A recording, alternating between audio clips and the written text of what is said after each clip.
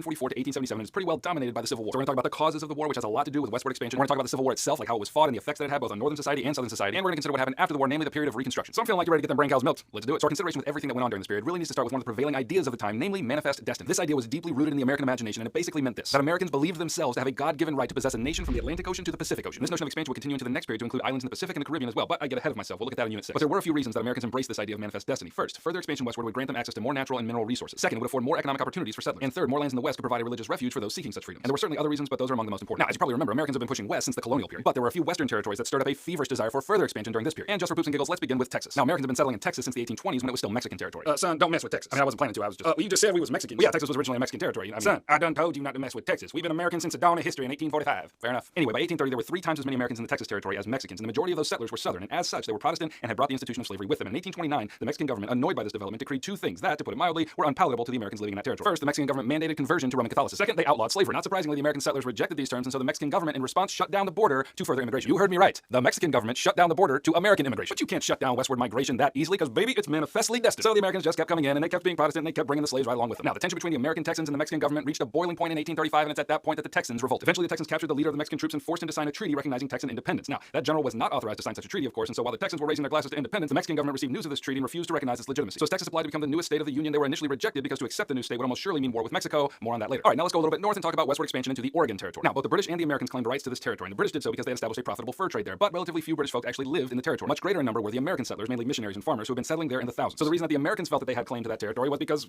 they were there and, manifest destiny. And that brings us to the election of 1844 in which James K. Polk became the president. This election is important to everything I just said because Polk was a big believer in manifest destiny. He made all sorts of campaign promises regarding Texas and Oregon, and he wanted to go ahead and throw in California just for poops and giggles. And as I said, Polk won that election and interpreted that as a mandate from the people to add those territories to the Union. And seeing the way the sentiment of the country was going, the outgoing president John Tyler went ahead and scored a point for his legacy by pushing through the annexation of Texas. And once Polk got into office, he went ahead and took care of Oregon, splitting the territory with the British at the 49th parallel. All right, remember when I said we get back to Texas? Well, now's the time. Once Texas was officially annexed into the Union, it had the expected effect, and that's when we get the Mexican-American War. And especially at stake in this conflict was the southern border of Texas. Americans claimed it was the Rio Grande, but Mexicans said that it was the Nueces River. And that's no small difference. And so the war began when President Polk sent General Zachary Taylor to advance troops toward the Rio Grande. Mexican troops met them and ended up killing 11 Americans. And so on April 25th, 1846, the war officially began. Long story short, relatively small bands of American troops were able to gain enough ground against the Mexicans, and they even captured Mexico City in 1847 in order to claim California and New Mexico as territory of their own. The war ended with the signing of the Treaty of Guadalupe Hidalgo in 1848. And this treaty established the southern border of the United States at the Rio Grande, and it granted a huge portion of land known as the Mexican Cession to the United States, which, as I mentioned, included California and New Mexico. Okay, now that was the end of the war, but I need to back up just a little bit and tell you about something that happened at the beginning of the war because that's going to help you understand where we're going next. During the first year of the war, an amendment was attached to an appropriations bill in Congress. It was called the Wilmot Proviso, and it stipulated that any land that was gained from the Mexican-American War would be ineligible for the spread of slavery. Now, the amendment was struck down in the Senate, so nothing really came of it, but the importance of that proviso is in its symbolic value. What it symbolized was the growing tension over westward expansion and the question of slavery. And that will be a major theme until it all erupts into a civil war, but again, I get ahead of myself. Now, westward migration continued after the Mexican-American War, and one of the significant drivers of that was the gold rush of 1848. Gold was discovered in the hills of California, and so settlers streamed into that new territory in haste, and they set up mining camps and ramshackle towns with incredible speed. And just to give you a sense of the scale, the California population in 1848 was about 14,000, but by 1860, it was just under 400,000. And so as this is going on, and further westward migration is happening in other territories, the question about the expansion of slavery is starting to heat up as well. And we can basically break down the argument into 3 positions. First was the southern position, and they argued that slavery was a constitutional right, and they believed that with all this new territory, the line that divided free and slave states, which was established in the Missouri Compromise, ought to extend all the way to the Pacific. They were pretty sensitive about the slavery issue, and for them, any attempt to curtail slavery was a move towards its entire destruction. The second position in this argument was the free soil position. Northern Democrats and Whigs wanted all the land gained in the West to be free territory, but before you go patting them on the back, you should know that their vision for Western lands was one of white opportunity and prosperity. So yes, they didn't want enslaved blacks in the West, but many of them also didn't want free blacks in the West either. Another group that made up the free soil position were the abolitionists, and these folks wanted to ban slavery not just in the Western territories, but everywhere. Some of these folks went on to form a new political party called the Free Soil Party, and this party wasn't made up of all abolitionists, but the cessation of slavery was certainly a significant piece of their platform. The third position in this debate was the argument for popular sovereignty, and what this means is that it would be up to the people living in the territories to decide for themselves whether their state would be a free state or a slave state. Now, as this fight is brewing and the tension is growing, the question about admitting California and New Mexico came front and center. Both of them wanted to enter the Union as free states, but that would be untenable, as I mentioned in the last unit, because that would throw off the balance of free states and slave states in the Senate. And that's when our boy Henry Clay stepped in and created a compromise to keep the Union together. It was called the Compromise of 1850, and here are the key provisions. First, the Mexican Cession would be divided into the Utah and New Mexico territories, and each of them would decide the slavery question by popular sovereignty. Second, California would be admitted as a free state. Third, the slave trade would be outlawed in Washington, D.C. And fourth, Congress would pass a stricter Fugitive Slave Act that would enable planters in the South to get their slaves back when they tried to escape to the North. Now, this compromise did end up calming everybody down for a little while, but it was that provision for a Fugitive Slave Act that caused some serious problems. It's not hard to understand why. To Northerners, slavery was a Southern thing. Now, of course, there were lots of abolitionists in the North, and they wanted to ban slavery everywhere. However, for many Northerners, they weren't necessarily opposed to the institution of slavery. They just didn't want it to spread anywhere. As long as it stayed in the South, no problem. But with this fugitive slave law, slavery came right into their backyard. Now, all of a sudden, Northerners were legally responsible for reporting runaway slaves and facilitating their return. It was annoying for dang near everybody in the North, but it was an intolerable position, especially for the abolitionists. And the tension just kept increasing from there. And I'll give you a few examples. The Underground Railroad was picking up steam during this time, and this was a series of trails and safe houses by which Southern slaves were given safe passage to the North. Tens of thousands of slaves made this dangerous trek, fleeing the plantations, and to the great consternation of the plantation owners. Then there was the publication of Harriet Beecher Stowe's novel Uncle Tom's Cabin. It was a fictionalized account of Southern slavery that exposed the brutal and paternalistic nature of the institution, and it quickly became the best-selling book in America. More than anything, the popularity of this book helped stoke the Northern fires of abolition, which in turn further polarized the nation. And then there was the passage of the Kansas-Nebraska Act in 1854. Now, the Nebraska territory was still unorganized, but the population was growing, and soon it would be eligible to apply for statehood, and then again, the slavery question would break everybody's dang mind. So the Kansas-Nebraska Act divided the Nebraska territory into 2 sections, Kansas and Nebraska. Additionally, it was decided that when these territories applied for statehood, the slavery question would be decided by popular sovereignty. Now, that might seem like a decent middle road to you, but that one decision set off a firestorm in the North. And the reason why is because it effectively overturned the Missouri Compromise, which had nigh unto scriptural authority for the Northerners. In case you need a refresher on the Missouri Compromise, it was decided in 1820 that there would be no slavery in the western territories above the southern border of Missouri, except in Missouri, of course. And unless my eyes doth deceive me, Kansas and Nebraska are pretty dang squarely north of that line. And so as a result of this act, fighting broke out between the anti-slavery and the pro-slavery factions in that territory. This became known as Bleeding Kansas. When it came time to set up a legislature for that state, Missourians started pouring over the border and set up a pro-slavery legislature in Compton. But the anti-slavery folks refused to recognize the legitimacy of that legislature and set up their own legislature in Topeka. Needless to say, that section of the country was a hot mess during this time, and it further fueled the division between the rest of the country. Now, one effect of the Kansas-Nebraska fiasco was the birth of the Republican Party. They were a coalition of free soilers and anti-slavery Whigs and Democrats, and their main goal was to stop the spread of slavery. We're just going to leave them right there for now. We'll circle back in just a minute. All right, so let's continue talking about the events that fueled sectional division during this time. How about we check in with the Supreme Court? And here we need to talk about a lightning rod of a case called Dred Scott versus Sanford in 1857. So the story in brief is that Dred Scott was a slave in Missouri, but was taken by his enslaver to live for 2 years in the free state of Wisconsin. So Scott sued for his freedom, arguing that his time living on free soil meant that he was in fact a free man. Chief Justice Roger Taney, who was a Southern Democrat, handed down a decision along with the majority of the court ruling against Scott. And the reasons for this ruling will be important for you to know. First, they argue that slaves are not technically citizens and therefore are ineligible to sue in federal court. Second, slaves were considered property, and the Constitution explicitly states that no person can be deprived of their property except by due process of law. In case you don't see the implication in all this, let me explain it up real nice for you. If a master could take his slave, which was deemed his property, anywhere in the United States, no matter where the territory was, and not be deprived of his property, that means in effect that slavery could exist anywhere in the United States. And finally, we need to talk about our good buddy John Brown. Brown was a militant abolitionist from Kansas, and in 1859 he led a small group of followers on a raid at the federal arsenal at Harper's Ferry. His goal was to seize weapons and ammunition and arm the southern slave population and then incite an uprising. Now, 2 days after the raid, the rebellion was squashed and John Brown was later hanged, but the effect of this event was acute. In John Brown's raid, Southerners thought they could finally discern the true intentions of the North to dismantle the South with slave rebellion. And the final event that put on display the depth of America's sectional division was the election of 1860. The Northern Democrats nominated Stephen Douglas as their candidate, and then the Republicans went with Abraham Lincoln. Now, Lincoln was explicit in his campaign rhetoric that he did not oppose slavery existing in the South, he just wanted to keep it from spreading. And what's astonishing is that Lincoln won the presidency without a single Southern electoral vote, mainly owing to the North's larger population and therefore its larger electoral strength. And the South could see the writing on the wall. They could see that they had no longer any voice in America's political future regarding slavery, and therefore they went ahead and seceded from the Union. The first to secede was South Carolina in December of 1860. And within 6 weeks, Florida, Alabama, Georgia, Texas, Mississippi, and Louisiana seceded too. Together, the secession states joined themselves together into the Confederate States of America. They wrote a constitution that was similar to the United States Constitution, with the main differences being a strict limitation on federal power and the enshrinement of slavery as a perpetual institution. And ladies and gentlemen, that's how you get a civil war going. Now, once the shooting had begun at Fort Sumter, a few other states went ahead and joined the Confederacy as well, namely Virginia, North Carolina, Tennessee, and Arkansas. Now, it's going to be important for you to know that not every state that had slavery also seceded from the Union. Delaware, Missouri, Kentucky, and Maryland were slave states, but they did not secede and thus remained part of the Union. Now, understanding this is important as we get into the strategies of the war. Lincoln's goal explicitly was to save the Union. That's why it took him about a year and a half to make a proclamation to free the slaves. To do so, he would have alienated the slave border states that remained in the Union, and Lincoln felt that to keep the border states was vital to a Union victory. And this tells us that from the Northern perspective that the war was not entirely about slavery, at least not in the beginning. Now, both the North and the South had distinct advantages when it came to fighting this war. For the South, their main advantages were, number one, fighting a defensive war, and number two, much better generals like Robert E. Lee and Stonewall Jackson. The North, on the other hand, had population on its side, which is to say about 4 times the amount of people than were in the South. The North also had a robust navy, which would enable them to control the seas and rivers. Additionally, the North had the economic advantage since they had most of the nation's banks, was home to much of the nation's manufacturing, and held about 70% of the nation's railroads. And the final advantage held by the North was a well-established central government and a very vigorous executive. And on this last point, the South really suffered. I mean, if you read the Articles of Secession from South Carolina, it's basically a tirade against the power of the federal government. And so when the South set up their own government, most of the power resided in the states to the expense of the federal government. And this arrangement would actually make it very difficult both to wage war and to finance the war. Now, a main plank of the Union strategy during the war was the use of the U.S. Navy to form a blockade of southern seaports and eventually gain control of the Mississippi River, thus cutting the Confederacy in half. And it was called the Anaconda Plan. The Confederate strategy relied on help from foreign countries, namely Britain and France. And why would Britain and France help the Confederacy? Well, because they relied heavily on southern cotton to make their textile mills run. And so the South believed that King Cotton would convince them to send aid. But what the South did not count on is to have Britain and France go looking for cotton elsewhere and find it in India and Egypt. Now, after about 18 months of fighting, Lincoln enlarged the purpose of the war from just saving the Union to ending slavery as well. He did this on September 22nd, 1862 with the Emancipation Proclamation, and it proclaimed that all enslaved people in the rebellious territories would be forever free on January 1st of the next year. Now, notice how the proclamation only freed the slaves in the rebellious states, which is to say the Confederate states. This means that slavery remained as an institution in the border states that were still in the Union. And so it seems pretty clear that the Emancipation Proclamation was just part of Lincoln's military strategy in order to preserve the Union. And why do I say that? Well, let's look at the effect that the proclamation has. As I said before, the proclamation enlarged the purpose and scope of the war to include the abolishment of slavery. And therefore, this enlarged scope convinced Britain not to send aid to the South because of their recent abolitionist past. And there are other reasons why no foreign countries sent aid to the South, but that's beyond the scope of this. But another effect of the proclamation was to empower enslaved blacks to flee their plantations and join up with the Union Army. And it wasn't as though these fleeing slaves added huge numbers to the Union ranks, but it was the symbolic value of it that really demoralized the South. Now, at the beginning of the war, the South kind of mopped the floor with the Union, but now let's look at how the tide of victory began to rise for the Union. The Union victory in the Battle of Vicksburg granted the North control over the entire Mississippi River, which, as they hoped, cut the Confederacy in half. After the Battle of Gettysburg, Lincoln made an effort to unite the country and portray the struggle against slavery as the fulfillment of America's founding ideals by emphasizing that all men are created equal and a government of the people, by the people, and for the people shall not perish from the earth. Additionally, Ulysses S. Grant became the commanding general of the Union Army, and he was finally a general who could put the Southerners on their heels. He pressured the Confederates hard, and he never let up. Additionally, he sent General William Tecumseh Sherman to invade Georgia, and once he did, Sherman captured Atlanta and led his men on a march hundreds of miles to the Georgia coast, burning and devastating the land as they went. And so, with the combination of the naval blockade, which caused food and supplies to run dry in the South, and all the destruction which severely demoralized the Southerners, General Lee surrendered to General Grant at the Appomattox Courthouse on April 9, 1865, and the war was over. And thankfully, once the fighting had ceased, the North and the South gave each other a big constitutional hug and cried on each other's shoulders and lived happily ever after the end. Wouldn't that be hilarious if that's how it went? That is in fact not how it went, and that brings us to the period within this period known as Reconstruction. Now, the chief question being batted around the halls of power in the Union after the war was over was this: should the South be treated with leniency, or should they be treated as conquered foes? Lincoln was of the lenient persuasion, and his plan for Reconstruction showed that leniency. You see, Lincoln believed that the South never actually left the Union since it's illegal and unconstitutional for a state to ever break up the Union, and therefore he proposed like a minimum test of political loyalty for the states of the Confederacy to enter back into the Union. First, he proposed that if only 10% of the population swore an oath of allegiance to the Union and the Constitution, then those states could reestablish their state governments. Second, each state was required to ratify the 13th Amendment to the Constitution, which abolished slavery in the United States. And so in that way, I suppose Lincoln was trying to give the South a big hug. But then he went ahead and got himself assassinated in Ford's Theater on April 14, 1865, about 3 weeks before the official end of the war. And so his vice president Andrew Johnson became president, and to his credit, he attempted to carry out Lincoln's plan for Reconstruction. But Johnson soon found himself embroiled in an epic fight with a group in Congress called the Radical Republicans. Now, there were also moderate Republicans in Congress, but their goals were slightly different. The Radicals pushed hard for civil rights for blacks, whereas the moderate Republicans were really only concerned about economic gains for whites. However, Johnson went ahead and alienated both of those groups by vetoing legislation aimed at both of those goals. But it's the Radical Republicans that we really need to focus on. You see, as champions for civil rights for blacks, the Radical Republicans desperately wanted to punish the South for their secession. And the more Johnson antagonized this group, the more they wanted to shift the process of Reconstruction from a presidential one to a congressional one. one. And as it turns out, they were successful in this regard. And the radical Republicans got a few stunning legislative victories. First was the Civil Rights Act of 1866, and it proclaimed that all blacks were officially citizens of the United States. And as a side note, the Civil Rights Act overturned the Dred Scott decision, which we talked about earlier. Now, Johnson, being as pugnacious and rascally self, vetoed the Civil Rights Act, but the radical Republicans in Congress convinced enough people in Congress to override his veto. However, the radical Republicans feared that future Congresses could overturn the Civil Rights Act, and so they went ahead and proposed a new constitutional amendment. And so we get the 14th Amendment, which stated that all persons born or naturalized in the United States were in fact citizens of the United States. And secondly, that no state could deny a citizen of any race equal protection of the laws. The third major legislative victory for the Republican Congress was the Reconstruction Act. And again, Johnson vetoed it, but Congress overrode the veto, and we got the following. The Reconstruction Act divided the South into 5 zones which would be subject to military occupation. And this was to the end that Southerners wouldn't break the new laws being imposed upon them. Additionally, these acts increased the requirements for states rejoining the Union. Now they also had to ratify the 14th Amendment and add clauses in their state constitutions providing for universal male suffrage, which is to say the right to vote. And now things were really heating up between the radical Republicans and Johnson, and the cherry on top of this giant turd sundae is the impeachment of Andrew Johnson. Just as a side note so you understand what it means, when people talk in normal conversation about impeachment, what they usually mean is removal from office. But that is not what impeachment means. Impeachment is just the trial and the process to remove someone from office. So it's not the removal itself. So just take that, stick it in your brain folds, it'll help you out later in life. Anyway, Congress was itching for a fight with Andrew Johnson, so they passed the Tenure of Office Act in 1867. It basically said that the president cannot remove a member of his cabinet without congressional approval. And here they were essentially baiting Johnson because his Secretary of War was a radical Republican, and as the Secretary of War, he was responsible for carrying out the congressional plans for Reconstruction, which, as I mentioned before, Johnson was opposed to. So of course, Johnson would want to get rid of that guy and replace him with somebody who was more sympathetic to his own plans for Reconstruction. And the Tenure of Office Act made that virtually impossible. But Johnson went ahead and fired his Secretary of War and violated the Tenure of Office Act, and they went ahead and drew up the Articles of Impeachment. And after a 3-month trial, Congress came up just 1 vote short of removing him from office. And so Johnson remained the president after his impeachment, which is why I took the time to define impeachment for you, because if you hear that he was impeached and then remained in office, it might make you go, what? Anyway, the last major legislative move that this Congress made that you need to be aware about is the passage of the 15th Amendment. It was ratified in 1870 and it took pains to protect the voting rights of former slaves. So just to review the constitutional amendments ratified during this phase, you have the 13th Amendment, which abolished slavery. The 14th Amendment made all persons born or naturalized in the United States citizens and guaranteed them equal protection of the laws. And the 15th Amendment protected the voting rights of former slaves. Although on that last one, I should mention that the fullness of that protection wouldn't bear fruit for another century. Okay, so that's what was going on in the halls of power during Reconstruction. Now let's turn our attention towards society in the South during the same period. Having been recently emancipated, the now free blacks of the South were coming to terms with their new reality. And so one movement they took up in order to gain their independence from white control was to establish black schools for children. They also established black institutions of higher learning like Morehouse and Howard colleges. The South even saw some of its first blacks elected to political office. However, despite gains like these, black independence from white control proved very elusive. The South, of course, was still largely agricultural in its economics, and therefore they still needed laborers in the plantation. So their solution was to present blacks with contracts that perpetually bound them to the plantation and made provisions for unlimited amounts of labor. I really feel like there's a word for that, like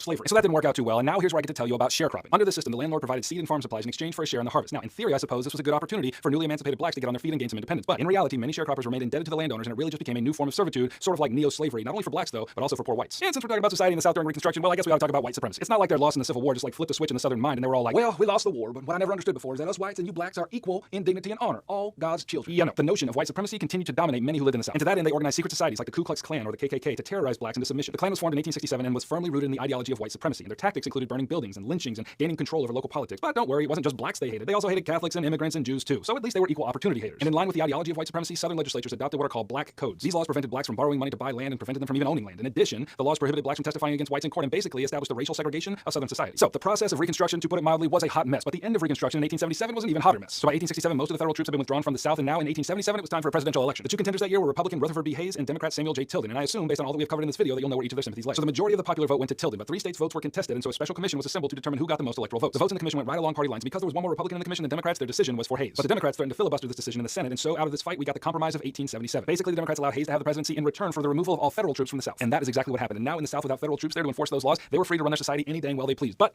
that is a story we're going to have to pick up in the next unit. See you there.